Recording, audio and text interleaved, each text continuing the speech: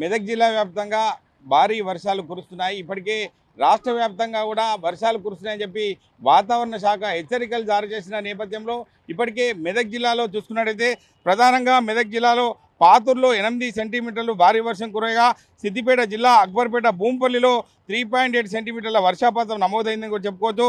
సంగారెడ్డి జిల్లాలో అమీన్పూర్లో 3.3 సెంటీమీటర్లు వర్షపాతం నమోదు కాగా ఇప్పటికే ప్రజలు అప్రమత్తంగా ఉండాలని వాతావరణ శాఖ కూడా ఆదేశాలు జారీ చేసింది.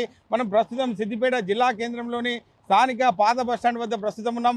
ఇప్పటికే రాత్రి నుంచే వర్షం కురుస్తుంది. ఇప్పటికే అంటే విధుల్లోకి వెళ్లాల్సి ఉంటుంది కాబట్టి సంబంధించిన సిద్దిపేట పుర ప్రముఖులందరూ కూడా వెళ్తున్న పరిస్థితి మనం చూస్తున్నాం. అంటే వర్షం వచ్చినా విధి నిర్వహణలో ఖచ్చితంగా ఉండాలి కాబట్టి ఖచ్చితంగా వర్షంలో కూడా తన ఉద్యోగాలకు వెళ్తున్న పరిస్థితి.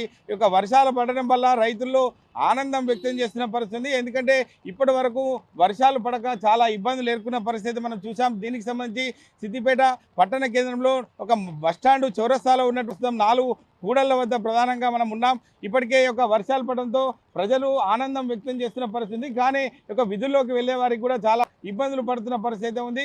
దీనికి సంబంధించి ఉమ్మడి జిల్లాలో చూసుకున్నట్టయితే వర్షాలు బాగా పడుతున్నాయి. వర్షాలు పడడంతో రైతుల కళ్ళలో ఆనందం చూస్తున్నాం. దీనికి సంబంధించి రైతులు తన పంటలు పండించుకోవడానికి అవకాశం ఉంటుంది కాబట్టి రైతులు ఆనందం వ్యక్తం చేస్తున్న పరిస్థితి మనం చూస్తున్నాం.